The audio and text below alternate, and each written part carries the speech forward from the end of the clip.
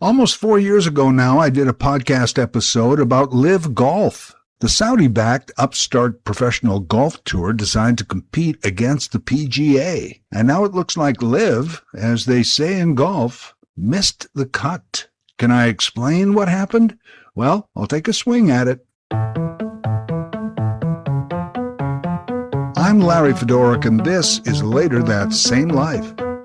On each episode of my weekly podcast, a different topic, discussion, commentary, or story from our lives. Season 20, Chapter 13, LIV Golf-Part II. The LIV Golf Tour was announced in 2021, and their first sanctioned event was played at St. Albans in the UK in June of 2022. So, 4 years ago. Seems like yesterday in many ways. LIV Golf was a Saudi financially backed initiative, spearheaded by Crown Prince Mohammed bin Salman, MBS, himself. It was part of a larger plan called Vision 2030, MBS's attempt to diversify the Saudi economy and mostly to improve that country's image worldwide through sports. The term the Western world used was sports washing. Their biggest investment was in soccer, football, footy. It is the most popular sport in their nation. They purchased the English Premier League club Newcastle United. They spent a large amount of money to recruit global soccer stars to the Saudi Pro League, such as Cristiano Ronaldo. And they hosted a lot of high-profile soccer events like the Spanish Super Cup. And they secured the upcoming 2034 FIFA World Cup. They also invested heavily in motorsports, notably hosting an annual F1 World Grand Prix. They threw big money at boxing, tennis, even video games and esports. Why, last fall, for 2 weeks, they hosted the first ever Riyadh Comedy Festival, paying large dollars to big names like Dave Chappelle, Kevin Hart, Bill Burr, Pete Davidson, all who received severe backlash back home for taking that Saudi money. And of course, that one is not sports washing, but still all part of the Saudi attempt to rework their image around the world. And what is that image? What is the problem we have with the Saudis, at least as a government and a nation? Well, they have no political freedom. Even peaceful activists, dissidents, and even journalists end up with sudden and arbitrary decades-long prison terms. In general, the powers that be manipulate and misuse their criminal and justice system on a whim. Women still face systematic and institutional discrimination. Oh, sure, the driving ban on women was lifted years ago. Maybe that sounds like progress, but in Saudi Arabia, women still face bias and prejudice in areas of marriage, divorce, child custody, inheritance, and more. Minority religious groups are constantly abused, as are migrant workers. If that is not enough, we've also seen a large increase in executions, both of a state variety in a questionable legal system and the unofficial kind. Infamously, of course, the killing and dismemberment of Washington Post journalist Jamal Khashoggi. This was done inside the Saudi consulate in Istanbul, Turkey, by what many experts have said was a 15-member Saudi special agent hit squad.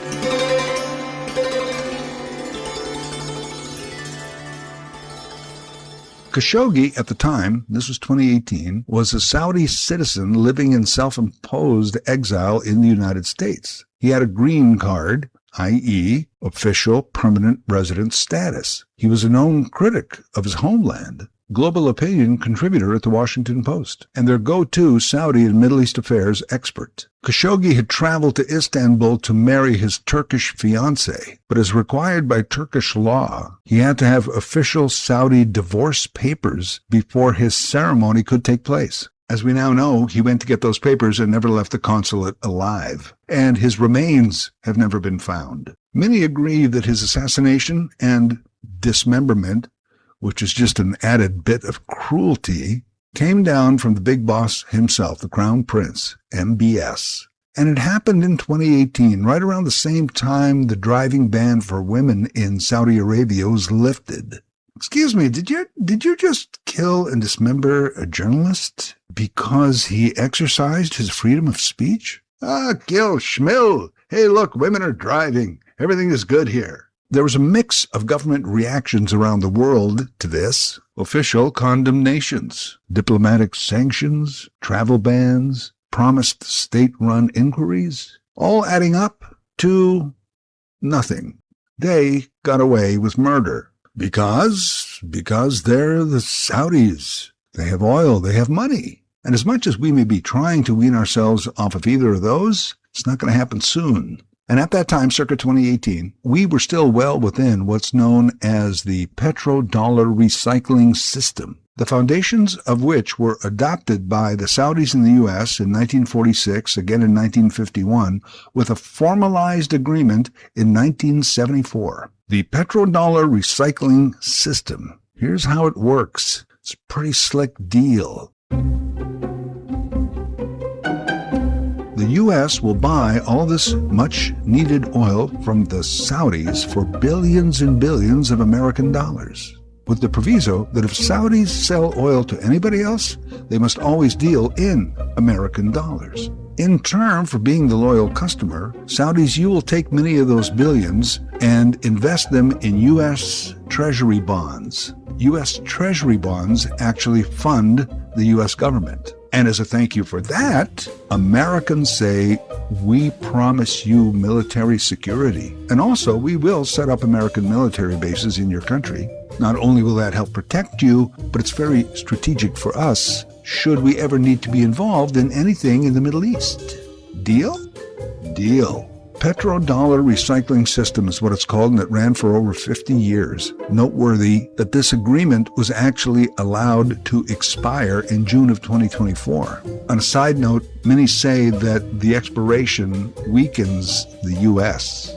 Part of their power was that much of the world oil traded in American dollars. It was the world currency. In the 70s, Nixon had taken the dollar off the gold standard, and it became the petrodollar. So now, if that deal has gone, it's the start of a crumbling empire. This is a great topic for a whole other podcast, but to be clear, the system still exists, just not as a formal deal. The Saudis still virtually dump their oil into the U.S. debt. But they are also now strategically dealing in Chinese yuan, in euros, and many other currencies.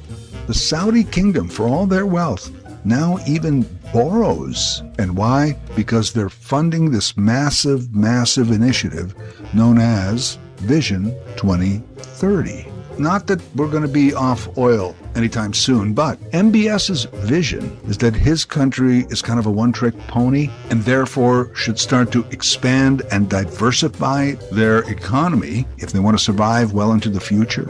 Actually, not a bad thought. But if they want to do that, that means that investment has to come from the rest of the world.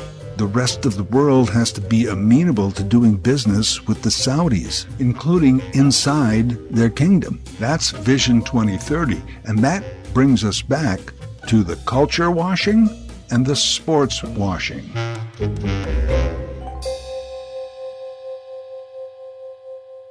So I think people were generally aware about the discriminations there and the human rights violations. But the murder of an American journalist really brought the abuses home for a lot of people. The Saudi PIF, their public investment fund, was to help clean up their image. Some say as much as $650 billion.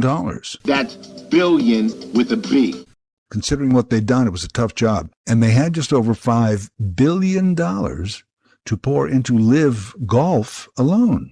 That's $5 billion. Or as they call it in Saudi Arabia, lunch money. That bought themselves a golf tour, a management team, and several players, which I'll get to in a moment. But it's always amused me that the Arabs called it LIV Golf, L-I-V. Sure, there's a nice play on words there. You know, we don't just play golf, we live golf. But LIV was really also to describe that league's tournament format. You see, the PGA tournaments are generally 72 holes, 4 rounds of 18. LIV Golf would be 3 rounds. That's 54 holes. The Roman numeral for 54, LIV, 54, live golf. Ooh, clever. Now, who in the world besides the Super Bowl still uses Roman numerals? Not even the Romans use Roman numerals, but LIV Golf, capital L, capital I, capital V. We'll use it. That's great, except, the numbers we actually use every day, not the letters, the numbers, 1, 2, 3, 4, 9. You know what those are called? Arabic. So now, not even the Romans use Roman numerals, and the Arabs don't use Arabic. Good job. Their first high-profile hire was Greg Norman. Yes, Mr. 1996 Masters Collapse and Meltdown Greg Norman, also known as the Shark. The Shark was the perfect contender for LIV Golf's founding CEO and commissioner. Norman had talked for years and even attempted to form a world golf tour that could take on the dominant PGA. The Saudi Arabia, did you have hesitancy about going into business with them? No, not at all, because golf is a force for good. So to me, if golf is good for the world, golf is good for Saudi. So no, it did not. And when you look at the PIF and what they've done with other direct and indirect investments around the world, well, I would imagine there's a lot of consumers out there and people watching this show who are being the benefactors of those investments. A lot of PGA players had for years quietly complained about the restrictive nature of the PGA, but quietly because it was the only game in town. Yeah, I know there's an Asian Golf Tour and a Euro Golf Tour and all that, but they all had ties to the PGA, and if you wanted to really make it, you had to make it in America, and that meant the PGA. In most other sports, there have been upstarts. The ABA took on the NBA, WHA took on the NHL. There's been various iterations of American football taking on the NFL. All of these get absorbed by the establishment, or they just go away. They fail against the big guy. In golf, there really was never any other rival league. There was only the PGA until 2022, LIV Golf. And if anyone could take out the PGA, well, it must be the Saudis and their seemingly unlimited funds. The next thing they did, well, they bought themselves some players. Phil Mickelson got $200 million to leave the PGA. Word was that would just about cover his gambling debts. Dustin Johnson reportedly got 9 figures. 8-figure sums went to Lee Westwood, Sergio Garcia, Bryson DeChambeau, many others. Tiger was alleged to have been offered $1 billion to come over to LIV. That's billion with a B. He declined. It became about loyalty and the division of loyalties between the PGA and LIV. But there was a backlash against the Saudis. How could you go to work for the guys who killed Khashoggi? And then there was the Saudi suspected role in 9/11. And not to mention all their day-to-day human rights violations. Phil? I respect and I understand their opinions, and I understand that they have strong feelings and strong emotions regarding this choice. I respect that. And I'm excited about the opportunity that LIV Golf presents for me in the game of golf going forward. A rival golf league? Well, we get that. That could be good for golf, but it's the Saudis. It's sports washing. Shockingly, we started to hear that not only were the Saudis loaded and very serious about this thing, we knew that, but that the PGA was possibly not as financially flush as we thought it might be. By 2023, a deal was announced between the two. Stunning.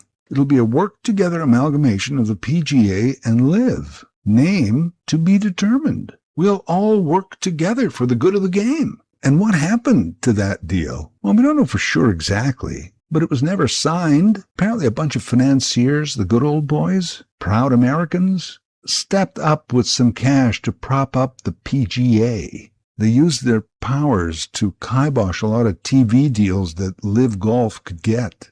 LIV Golf was on a few Fox stations. No streaming service would want them, so LIV Golf started their own. But who wants to pay for yet another streaming service just to watch LIV Golf? The PGA, with all of this new money and power, said, you know what? We don't need Phil, Sergio, and Dustin. We have Rory, Scotty, and Justin. And we have the Masters and the U.S. Open. All the big ones, really. And, so if you signed with LIV Golf, you're banned from playing any of our tournaments. So there. Here's the one thing someone should have realized, no matter how much money they had, that if you're going to take on the establishment, it's going to be a tough battle. You know why it's tough to take on the establishment? Because they're established.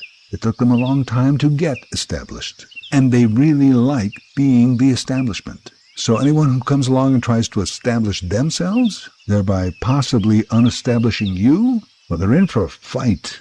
LIV Golf, with all the oil money and even with Trump golf courses, just could not establish themselves.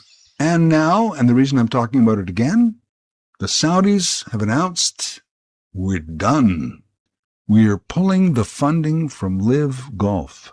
The Public Investment Fund, Vision 2030, no longer sees that LIV Golf is doing anything for us. They lost so much money in these last 4 years that even for the Saudis, they said enough is enough. And, you know, they would get a much better bang for their buck in their other ventures, like backing soccer, motorsports. You know, even the comedy shows did better than LIV Golf. No offense, golf, great game, I love it. But it just wasn't swaying anyone politically. And though perhaps it's not directly connected, Saudis had this petrodollar recycling system that guaranteed them U.S. military assistance. But now their land is under attack. They're dodging missiles and drones. Why?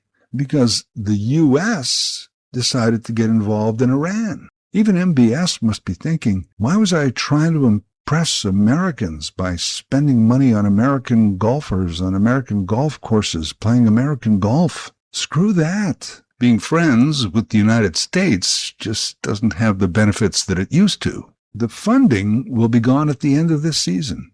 And so, I predict, will LIV Golf. I don't think, like the PGA, that there's any big businessmen who want to get behind LIV Golf suddenly and save it. Even Greg Norman left at the end of 2024. After his contract expired, both sides said, yeah, see ya, wouldn't want to be ya. And what now, those PGA banned golfers? Well, for one, I hope at least that they got their gazillions up front. Because, for example, if Phil Mickelson was promised $20 million a year for 10 years, I don't think any future checks are going to clear. And now, do they have to come back with their tail between their legs, hat in hand, begging the PGA, please let me back in? I don't think the PGA is in any hurry to have them back, especially guys like Phil and Sergio. You're done. Maybe in a few years when things cool down, but otherwise I just don't see it. By the way, listen to Donald Trump get asked a question about the players returning to the PGA and then turning around and making it all about himself. Saudi Arabia is pulling the plug on LIV Golf. Once that tour is gone, do you think the PGA Tour should welcome the defectors back? The PGA Tour is playing at Doral, the Cadillac Championship. They're at my tournament right now, the PGA. In 2 weeks, LIV is going to be at my course right here on the Potomac. They're great players. I play with them. They're very good. When I think I'm a good player and then I play with them, I don't think I'm that good. But they are playing at my course 2 weeks on the Potomac. Beautiful course. But right now they're playing at Doral, which I own. And if we end this early, I'll be able to watch for about 3 minutes. I get back onto the economy and every other subject that we have, including Iran. We're doing so well with Iran. So I think some deep-seated issues there for sure. But back to the issue. Some of those golfers would really have to work hard to rebrand their own image first. Phil Mickelson will have to start making some bigger wagers now to try and parlay some of his cash. Dustin Johnson may have to ask his father-in-law, Wayne Gretzky, for a loan. Most of these other guys, I'm sure they have money. I'm sure they'll get by, especially the veterans. I guess they have some cash, but they have to understand that this will now be part of their legacy. They may have won the Masters or the British Open, but they also took blood money from the Saudis. And listen, I don't like sports washing. I don't approve of the Saudis abusing freedoms, judicial systems, and human rights. They murdered and dismembered a journalist. But if we're going to be disgusted, let's be equally so. China had the Olympics, winter and summer. So did Putin's Russia.